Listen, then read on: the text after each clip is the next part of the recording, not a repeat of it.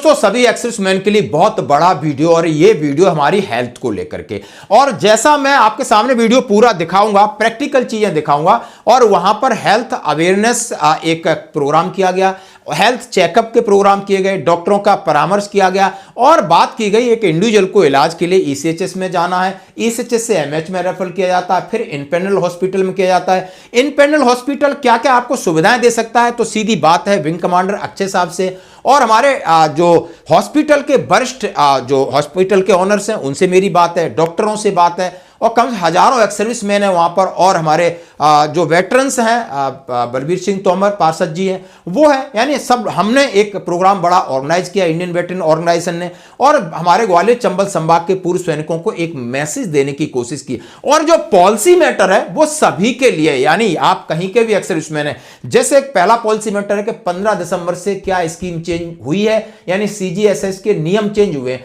तो नियम तो चेंज हो गए, हमें उससे क्या फर्क पड़ेगा? हाँ जी, क्या फर्क पड़ेगा, जरा सुनिए विंग कमांडर अक्षय साहब क्या कह रहे हैं, उसके बाद डॉक्टर क्या कह रहे हैं, किस किस इमरजेंसी केसेस में आप डायरेक्ट इंपेंडल हॉस्पिटल में जा सकते हो, वहां पर कौन कौन सी सुविधाएं मिलती हैं, वहां पर आपको कौन कौन सा वार्ड मिलता है, उसके बाद आपका इलाज होता है तो वहां पर क्लेम कैसे कर सकते हो, तमाम तरीके की आप चीजें देख सकते हो। ये एक ऐसा वीडियो जिसमें हमने ट्रांसपेरेंसी की बात की है, घपला घोटाला की बात की है, आप आई का अपने ईसीएचएस कार्ड को मिसयूज करते हो तो आपके ऊपर क्या एक्ट लगेगा, सारी बातें की हैं। और ये जो प्रोग्राम हमने कल किया था इसको आप पूरा देखिए, बिल्कुल बिल्कुल आपको लगेगी कि जानकारी ही बचाओ। और ग्वालियर चंबल संभाग के लोग हैं तो ये सिम्स हॉस्पिटल द्वारा ऑर्गेनाइज किया है, आप इसका फायदा उठा सकते हैं। जय हिंद दोस्तों, सैनिक जीवन चैनल में आपका हार्दिक स्वागत है। आज बहुत सारे सवालों के जवाब मैं आपके साथ लेके आऊं। देखो दोस्तों, हर एक इंडिविजुअल रिटायरमेंट होता है और उसको जरूरत होती है उसके हेल्थ को लेकर के, और हेल्थ को लेकर हमारे गवर्नमेंट मिनिस्ट्री ऑफ डिफेंस का प्रावधान है ईसीएचएस, और उसके बाद है मिलिट्री हॉस्पिटल, और उसके साथ है इंपेनल हॉस्पिटल। अब बात प्रॉब्लम्स क्या आती है कि इंपेनल हॉस्पिटल एक जो ईसीएचएस से रेफरल मरीज को किस तरीके से इलाज करता है, इसके बारे में हम बात करेंगे, क्योंकि आज जो आप देख रहे हैं, और पहले इनका मैं इंट्रोडक्शन कराऊंगा, और यहाँ पर हेल्थ अवेयरनेस और हेल्थ चेकअप प्रोग्राम है। जिस तरह आप डायबिटीज को देख सकते हो, स्टॉल लगे हैं, डॉक्टर साहब अपना कंसल्टेशन दे रहे हैं, सारी चीज़ें कवर करूंगा, सारे सवाल हैं, और पिछले जो पॉलिसी चेंज हुई है एक साल में उसके बारे में बात करेंगे। तो सबसे पहले यहाँ एक इंडियन वेटरन ऑर्गेनाइजेशन भूतपूर्व सैनिकों का संगठन है, इन्होंने ये कार्यक्रम आयोजित किया, तो मैं सभी उनका आभार व्यक्त करता हूँ। अब मैं परिचय देना चाहता हूँ, और हमारे साथ है विंग कमांडर अक्षय साहब, और इसके साथ हैं डॉक्टर ओपी शुक्ला जी, बड़े वरिष्ठ हैं, एक्स सीएमएचओ हैं, इनका मेडिकल स्टाफ है, और हमारे भूतपूर्व सैनिक हैं, और हमारे जननेता हैं, और सामाजिक कार्यकर्ता हैं, पार्षद हैं बलबीर सिंह तोमर और पूरी उनकी टीम। और दूसरे हमारे डॉक्टर साहब हैं, प्लीज सर क्या नाम है? डॉक्टर मयंक शर्मा। मयंक शर्मा। तो इतने सारे लोग हैं यहाँ पर, एक्स सर्विसमैन ही हैं और वीर नारी हैं। तो सबसे पहले मैं इनका हार्दिक आभार व्यक्त करता हूँ कि इन्होंने एक हेल्थ चेकअप और हेल्थ जिस तरीके से अवेयरनेस प्रोग्राम यहाँ पर कंडक्ट किया। अब इसके फायदे और ईसीएचएस से जुड़े सारे सवालों के जवाब मैं सबसे पहले बात करूंगा विंग कमांडर साहब से। और विंग कमांडर एक हॉस्पिटल को देख रहे हैं, एक कड़ी है एक्स सर्विसमैन और हॉस्पिटल मैनेजमेंट के बीच की। जैसा हम सभी जानते हैं, हॉस्पिटल इलाज के लिए ईसीएचएस में जाते हैं, ईसीएचएस रेफरल करता है एमएच में, एमएच देन रेफरल करता है ईसीएचएस, देन हम जाते हैं इंपेनल हॉस्पिटल। एक चीज, पहला सवाल। दूसरा है कि 15 दिसंबर से ईसीएचएस के कुछ नियमों में बदलाव हुआ है, जिसको आपने सीजीएसएस के नियम 15 दिसंबर से नए लागू होंगे। आखिर उससे आपको क्या सवाल, आपको क्या फायदा है? माननीय प्रधानमंत्री जी ने ये नया नियम डाला है, उसमें सीधा सीधा मैंने परसों भी इसके ऊपर एक आर्टिकल लिखा था कि ईसीएचएस जेसीयूज जवान अफसर्स उनके डिपेंडेंट्स को फायदा होगा। इसके बारे में भी बात करेंगे, और तमाम जितने ईसीएचएस के इशू हैं मैं जरूर बात करूंगा। तो सबसे पहले विंग कमांडर साहब, मेरा आपसे सवाल है कि ये इस प्रोग्राम के जरिए आप ग्वालियर चंबल संभाग के जितने भूतपूर्व सैनिक हैं उन्हें क्या मैसेज देना चाहते हो सर? सिम्स हॉस्पिटल जो है मल्टी स्पेशलिटी हॉस्पिटल है। विगत माह नवंबर में मैं रीजनल सेंटर जबलपुर ईसीएचएस में गया था, तब वहां से हमने सुपर स्पेशलिटी की 4 से 5 ब्रांचेस अप्रूवल ली है, और उसका एम्पेनलमेंट हुआ है हमारे सिम्स हॉस्पिटल में। वो ब्रांचेस है यूरोलॉजी, नेफ्रोलॉजी डायलिसिस के लिए, न्यूरोलॉजी और कार्डियक, और सुपर स्पेशलिटी गायनिक सर्जरी के लिए। ओके सर, तो इस जो आप के जैसे अभी दोस्तों फिर सवाल आ गया कि ये इन पैनल हॉस्पिटल है। अब इन पैनल हॉस्पिटल और भी हैं ग्वालियर में, जैसे मैं नाम लेना चाहता हूं, क्योंकि आपने बिरला हॉस्पिटल है या आपका ग्लोबल है या अपोलो है, तो अदर देन इन हॉस्पिटल के कंपैरिजन आप सिम्स है वो क्या बेहतर सुविधा दे सकते हैं? क्या आपके पास वैन की सुविधा है, जिस तरह एम्बुलेंस की सुविधा है? क्या आपके पास कोई स्पेशलिस्ट डॉक्टर है, ताकि ये ग्वालियर चंबल संभाग के लोग इसका सीधा एडवांटेज ले सके? सर देखिए, सभी अस्पताल भूतपूर्व सैनिकों को अच्छे से अच्छा इलाज और सुविधाएं देने का प्रयास कर रहे हैं, परंतु मैं अपने अस्पताल की बात करूं तो हमारे यहाँ सभी सुपर स्पेशलिस्ट कंसल्टेंट और डॉक्टर इन हाउस है। कोई भी विजिटिंग नहीं है, कितनी भी बड़ी सुपर स्पेशलिटी हो वो इन हाउस अवेलेबल है। Okay, thank you sir. अब मैं डॉक्टर हैं, वयोवृद्ध हैं, डॉक्टर ओपी शुक्ला जी, मैं आपसे पूछना चाहता हूं कि यहाँ पर आप चल के आए, बहुत बहुत आपका आभार व्यक्त करता हूं। आप जो जेसीओ हैं, जवान हैं, अफसर हैं, उनके डिपेंडेंट्स हैं जो बहुत दूर दराज इलाकों से नौकरी करके आए और इलाज के नाम पे कहीं ना कहीं वो परेशान बहुत होते हैं, बड़ा ट्रांजेक्शन, बड़ा मूवमेंट होता है, तो आप किन किन कंडीशंस में हमारे मरीजों को एडमिट कर सकते हो, किन किन कंडीशन में हम डायरेक्ट आपके पास आ सकते हैं? सर इसके ऊपर आप क्या कहना चाहते हैं? एक्स सर्विसमैन जो भी हैं वो हमारे यहाँ सभी सुपर स्पेशलिस्ट डॉक्टर्स हैं, और अभी जैसे अक्षय जी ने बताया कि 4 सुपर स्पेशलिटी और बढ़ गए हैं। पहले नेफ्रोलॉजी और न्यूरोलॉजी नहीं था, अब हमारे यहाँ इनकी भी सुविधा हो गई है। डॉक्टर सोनू पाटिल हैं वहाँ पर इसके नेफ्रोलॉजी से, और डॉक्टर गौरव गोयल यूरोलॉजिस्ट हैं, कार्डियोलॉजिस्ट पहले से ही हमारे मौजूद है, और न्यूरोलॉजिस्ट डॉक्टर जयदीप शर्मा हैं। तो सर किस कंडीशन में, यानी एक रेफरल प्रोसेस के अदर देन 70 इयर्स वाला डायरेक्ट ओपीडी में आ सकता है? हाँ। क्या किसी को रात में या कभी प्रॉब्लम हो सकती है तो क्या डायरेक्ट आपको हॉस्पिटल में आ सकता है? के लिए मोदी जी ने प्रावधान कर दिया है कि उनको आयुष्मान के अंदर भर्ती किया जाएगा, और हमारा हॉस्पिटल आयुष्मान के लिए खुला हुआ है, कभी कोई भी आ सकता है। इमरजेंसी में अगर आर्मी से आ रहे हैं तो उनको इमरजेंसी में बिना रेफरल के ही भर्ती कर लेते हैं, अगर ऐसी बीमारी हो। अब ऐसे खांसी जुकाम वालों को एकदम भर्ती नहीं करते, बल्कि रेफरल लाना पड़ता है।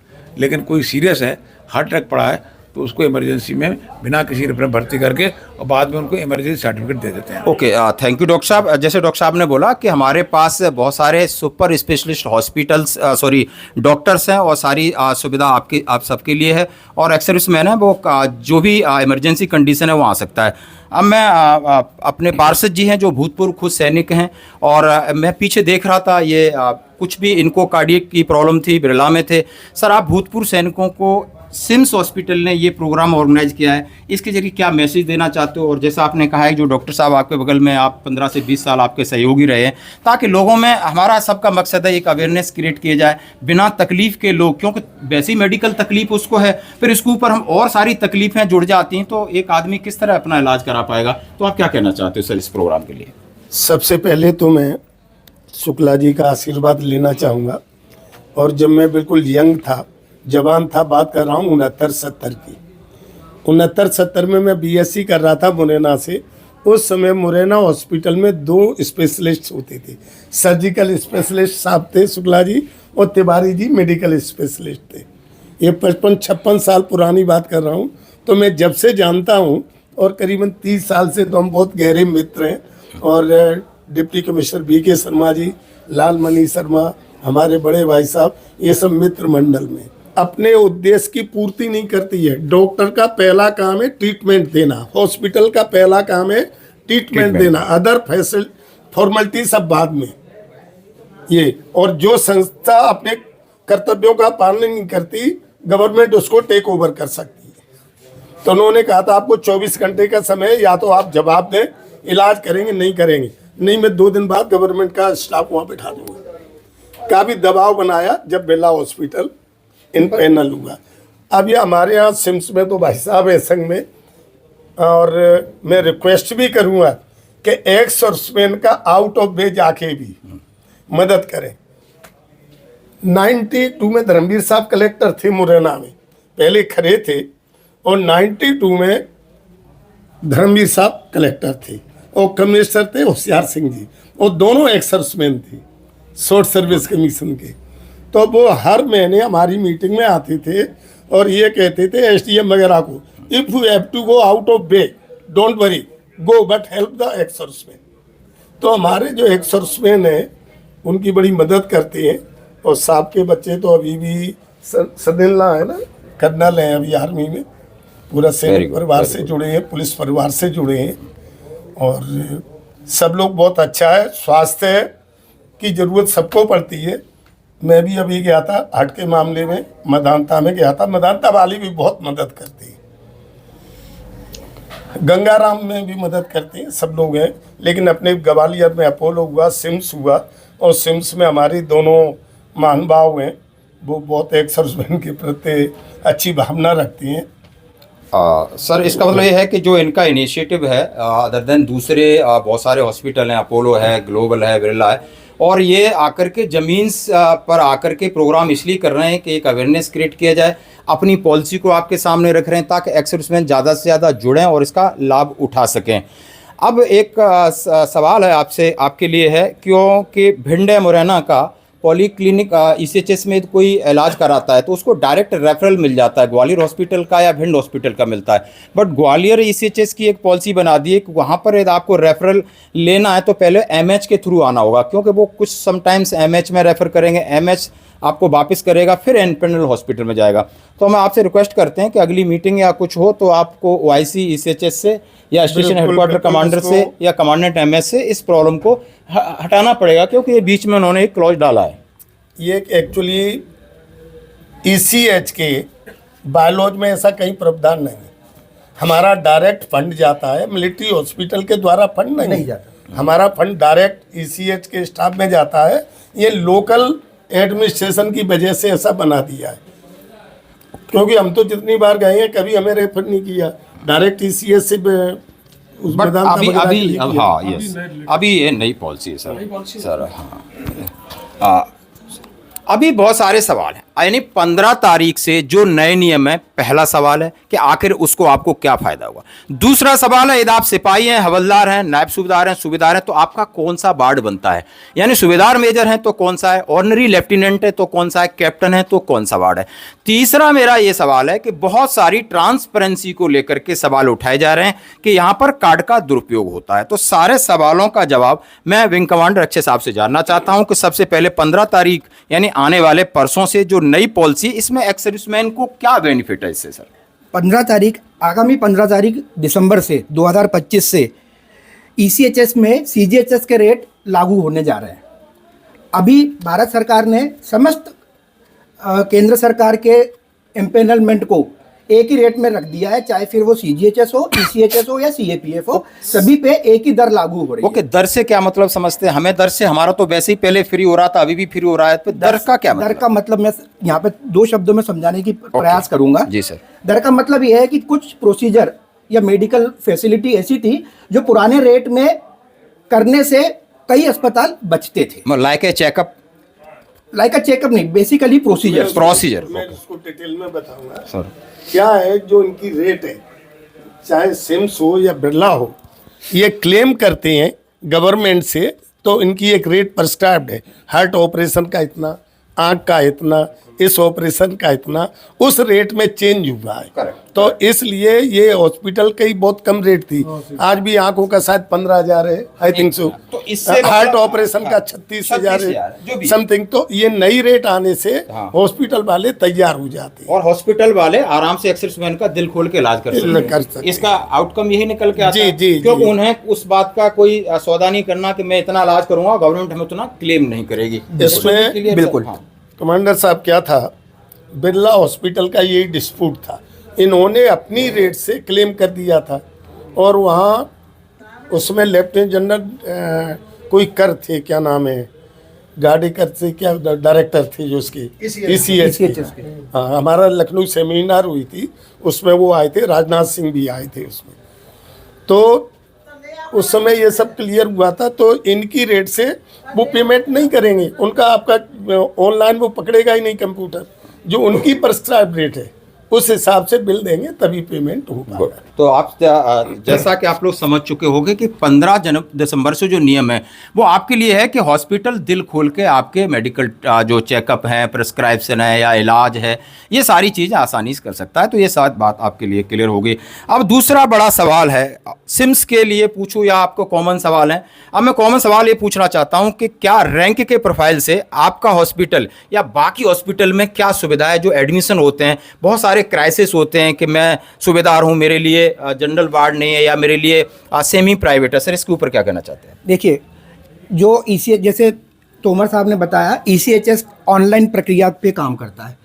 हम सब का एक कार्ड बनता है जो हम रिटायरमेंट पे लेके आते हैं, और उस कार्ड को जब हम इलाज के लिए पोर्टल पे चढ़ाते हैं तो वहाँ पे हमारी कैटेगरी ऑफ रूम शो करती है। सभी अस्पतालों में जो पोर्टल चल रहा है ECHS का, उसमें शो करती है। और रैंक के हिसाब से हमारे यहाँ पे रूम जनरल से लेके प्राइवेट तक और डिलक्स तक दिए जाते हैं। ओके। हमने जो आपने पहले एक सवाल था, हाँ, जो पहले एक सवाल था उसका मैं एक दे दूं। जो आपने बोला था कि हम अलग क्या प्रयास कर रहे हैं, हम अलग प्रयास सिम्स में ये कर रहे हैं कि हमारे पास 12 प्राइवेट रूम थे। उन प्राइवेट रूम को हमने खत्म करके 2 सेमी प्राइवेट वार्ड बनाए, लिमिटेड बेड क्षमता के साथ में, और वो सिर्फ और सिर्फ ECHS के मरीजों के लिए दिया जा रहा है। रैंक स्ट्रक्चर के हिसाब से बताइए। रैंक के स्ट्रक्चर के हिसाब से कोई भी रैंक हो, हमारे ECHS वार्ड में ECHS का सिपाही से लेके और हवलदार तक रहता है, और उसके ऊपर रैंक के हिसाब से अलग अलग सेमी प्राइवेट और प्राइवेट रूम तक दे रहे हैं। जिस करे कोई नायब सूबेदार मेजर है, उसके लिए क्या उसके लिए एज पर द कार्ड की वैलिडिटी के अनुसार रूम दिया जाता है। पर हम कोशिश करते हैं कि कम से कम सेमी प्राइवेट दें, और अगर अवेलेबल उपलब्धता होती है तो हम प्राइवेट तक जाते हैं। यदि वो ऑनरी लेफ्टिनेंट है, कैप्टन है, उसके लिए ऑनरी लेफ्टिनेंट और कैप्टन ने अगर अपने सब्सक्रिप्शन में रिटायरमेंट के समय सब्सक्रिप्शन के हिसाब से जो फीस इक्वलेंट टू लेफ्टिनेंट या कैप्टन फीस ECHS की जमा की है, तो वो ऑटोमेटिकली पोर्टल पे उनके ऑथोरिटी शो करता है। Okay, good. अब मेरा दूसरा सवाल है, क्या एक्स सर्विसमैनों से कहीं पैसा वसूला जाता है? बोला ये आपके स्कोप में नहीं आ रहा है, इसकी आप बाहर से चेकअप कराइए, फिर ECHS से हम रिफंड कराते हैं तो नहीं हो पाता है, समझ रहे हैं? तो क्या कोई पैसा देना पड़ता है किसी एक्स सर्विसमैन को किसी भी कंडीशन में, अप टू कैंसर इलाज के लिए? आप ये बात क्लियर करिए सर। आर्मी, नेवी, एयरफोर्स, ये तीनों विंग ECHS से हैं। हमारे यहाँ पे BSF, CRPF, CAPF, ITBP भी आते हैं। इतने पैनल को हम डील करते हैं, और मेरे पास आज तक पैसे लेने का किसी भी गवर्नमेंट पैनल का कोई भी केस संज्ञान में नहीं आया। ओके, हाँ, जैसे बहुत सवाल हमने आपके वार्ड के रिगार्डिंग हो, फैसिलिटीज के रिगार्डिंग हो। अब बड़ा सवाल आता है ट्रांसपेरेंसी को लेकर, क्योंकि 2 दिन पहले ही मेरे पास एक लेटर आया है डायरेक्टर ECHS की तरफ से था, और मेरे पास है। हाँ सर, अगर बिना रेफरल को कोई पहुंचता है तो पहले जमा कराया जाता है। इसमें यह दिया गया है कि कार्ड का मिसयूज नहीं होना चाहिए। उसके ऊपर एक SOP भी बना दिए, कार्ड का मिसयूज होगा तो आपको पनिश किया जाएगा, कार्ड को ब्लॉक किया जाएगा। अब मिसयूज कई तरीके से होता है, इंडिविजुअल मिसयूज कर लेता है, कभी मेडिकल स्टाफ जो सपोर्टिंग स्टाफ हैं वो आपके कार्ड को मिसयूज करके गवर्नमेंट से लेते हैं। बहुत सारे केस हैं जो दिल्ली के आसपास इलाके में हुए हैं। क्या इस तरह का इंसिडेंट आपने कभी? हमारे पास इस तरह का कोई इंसिडेंस नहीं आया, किसी भी कार्ड का मिसयूज नहीं हुआ है। और क्या मैसेज देना चाहते हो, कार्ड को किस तरह संभालें जबान? कार्ड अपने साथ हमेशा रखें। जब अस्पताल आ रहे हैं, जैसे कि एक प्रश्न आया था बीच में कि इमरजेंसी में क्या हो सकता है, अगर आप कार्ड के साथ आए हैं तो हम पूरी कोशिश करेंगे कि कार्ड के उपलब्धता के आधार पर ही आपको एडमिशन और इलाज देने की प्रक्रिया की कोशिश। हमें कैसे पता चलेगा कि हमारा इतने लाख का बिल बना है, हमसे साइन रैंडमली किया जाता है, हमारे को क्या पता है? जब फाइल क्लोज होती है और डिस्चार्ज होता है पेशेंट का, वो पूरी की पूरी फाइल ECHS के पोर्टल पे अपलोड होती है। एक आप उस समय जो साइन करता है, तो एक जो मरीज है वो एक्स सर्विसमैन है या डिपेंडेंट, उसको क्या चीज चेक करनी चाहिए ताकि किसी फ्रॉडरी से बचा जा सके? उसको डिस्चार्ज कार्ड मिलता है जिसमें पूरी समरी लिखी रहती है। गुड। और डिस्चार्ज कार्ड में उसकी पूरी कंडीशन, हॉस्पिटल की रखरखाव, उसका जो ट्रीटमेंट हुआ है वो सब रहता है, और दवाइयों की सारी जानकारी होती है। क्या आप किसी कंडीशन में मेडिसिन प्रोवाइड करा सकता है हॉस्पिटल? जब डिस्चार्ज हो रहा है तो उसको प्रेस्क्राइब किया जाता है वो हमारे पैनल में, ECHS के पैनल में डिस्चार्ज की दवाइयों का प्रोविजन नहीं है, क्योंकि डिस्चार्ज के बाद हमारे लिए पॉलीक्लिनिक ऑलरेडी है। तो दोस्तों, सारे सवाल के जवाब आपको मिल चुके होंगे। यदि किसी का और सवाल है तो आप मेरे कमेंट से व्हाट्सएप पे कर सकते हो। छुट्टी के समय क्या होता है, जैसे ही आदमी डिस्चार्ज होता है उस समय बड़ी दिक्कत होती है। आप छुट्टी के समय सारा फाइल आपके वहाँ भेजी जाती है, वहाँ से जब ओके होके आ जाता है उसके बाद छुट्टी होती है। डॉक्टर साहब एक दिन पहले या दूसरे कल छुट्टी करेंगे, अब वो आके सुबह से ही उधम मचाने लगते हैं आके, ये दिक्कत होती है। तो उस समय ऐसा लगता है कि आप लोग कोऑपरेट नहीं कर रहे हैं, लेकिन ऐसा नहीं होता है। चाय के टाइम में कोई भी होटल मिल जाता है तो ऐसे ही करते हैं। हाँ, ऐसे करते हैं। तो एक तो ये है कि डिसिप्लिन जैसा है आपका, एक्स रिटायर सब में आके डिसिप्लिन तो रहता ही है, तो उसकी थोड़ी कमी है, और वहाँ आपस में कभी कभी वाद विवाद भी हो जाते हैं। एक जो मिसयूज़ की बात आई थी, मुझे याद है, एक ने अपनी भाभी का इलाज कराया जो कुछ पात्रता नहीं थी। जब आप थे नहीं, अक्षय जी नहीं थे, उसके पहले की बात है ये। तो ये ऐसा ना करें, जैसे बता भी दिया है कि मिस यूज ना करें उसका, ये हुआ है। हाँ, दूसरी बात मैं ये कहूँगा, ये अक्सर बीमारी जो है 50 साल के बाद होती है, जो एक्स सर्विसमैन में है, इनकी बीमारियाँ अलग हैं, बच्चों की बीमारी अलग, एडल्ट की अलग है।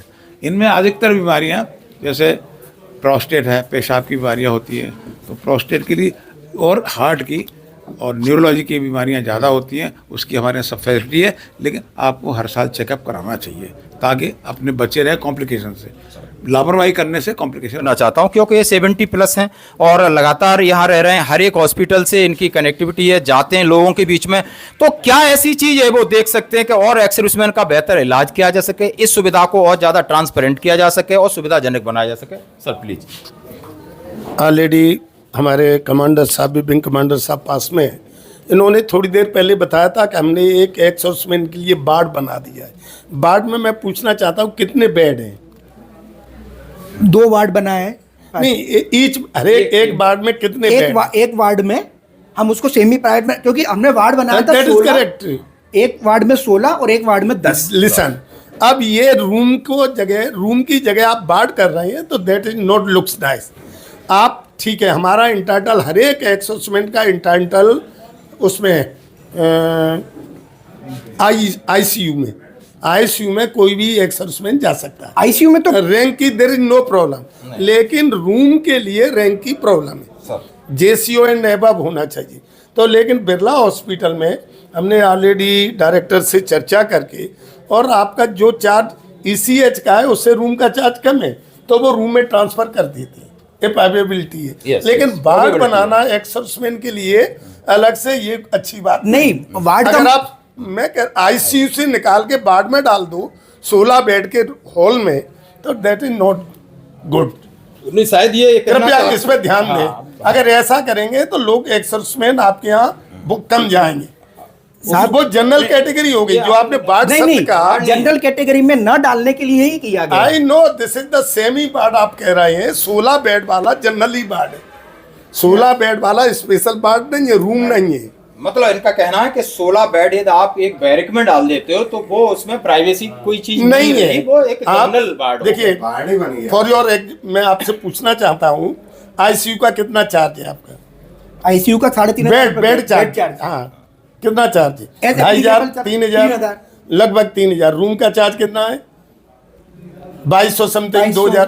तो जब हम आईसीयू से निकाल करके और आप जनरल वार्ड में भेज देते हो, कोई हवलदार है हमारा, तो उसको भेज दो कि आप उसमें चले जाओ, जनरल वार्ड में कम रूम नहीं देंगे। That is correct. रूम का इंटाइटलमेंट नहीं है ना एनसीओस का, मना कर दे तो उसके लिए जनरल वार्ड बना दिया है। तो आईसीयू इज बेटर या general ward is better? But ICU limited period में ही रखो। लिमिटेड रख सकते हो तो रूम में करो ना शिफ्ट, अमाउंट में कंसीडर करो। इस बात पे हमने बिरला हॉस्पिटल में काफ़ी हमारी हुई, अभी वो कर रहा है, रूम देते हैं आईसीयू से निकाल के। तो आपसे भी मेरी रिक्वेस्ट है, हम भी आपको कोऑपरेट करेंगे, और श्रीवास्तव जी भी हमारे मित्र हैं, आपके शुक्ला जी भी आपकी मदद करेंगे, और इसको करवाइए एक्स सर्विसमैन को आप रूम प्रोवाइड। बिल्कुल, मैं सर से रिक्वेस्ट करूंगा एक बार विजिट के लिए हम लोग को इनवाइट करें तो हम उस चीज़ों को देखेंगे और सामने रखेंगे। दूसरी चीज, ऐसा साहब ने बताया पैसे के लिए, अपने आर्मी ऑर्डर ईसीएच का जो ऑर्डर है, अगर हमारा सर्जिकल प्रॉब्लम है तो प्लेट से कौन सी रोड है, इसमें प्रेस्क्राइब रोड और प्लेट मेंशन है। अगर उससे ज़्यादा डरेंगे, आँख का लेंस है, मल्टीफोकल लेंस डालेंगे तो वो शायद 75,000 रुपये एक्स्ट्रा है, 90 फॉरेन का लेंगे 90,000 का है, इंडियन लेंगे 68,000 का है। तो इस तरह की जो कीमत है 15,000 माइनस करके वो देना पड़ेगा। ऐसा आपके यहाँ भी होगा शायद? बिल्कुल बिल्कुल बिल्कुल बिल्कुल। हाँ, तो वो पैसा मतलब इन उसके है, पर हम डिफरेंस के लिए कोई पैसा लेते नहीं है। हायर के मतलब जो कैटेगरी होती है उसी में इलाज करते हैं। कैशलेस का मतलब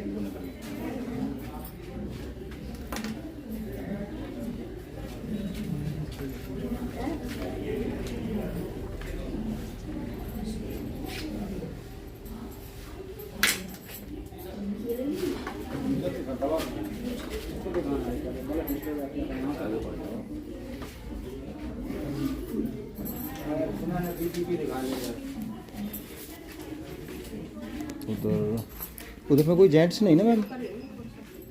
एक मिनट दादा, उधर कोई जेंट्स नहीं ना अंदर? गया कोई जेंट्स ही अंदर?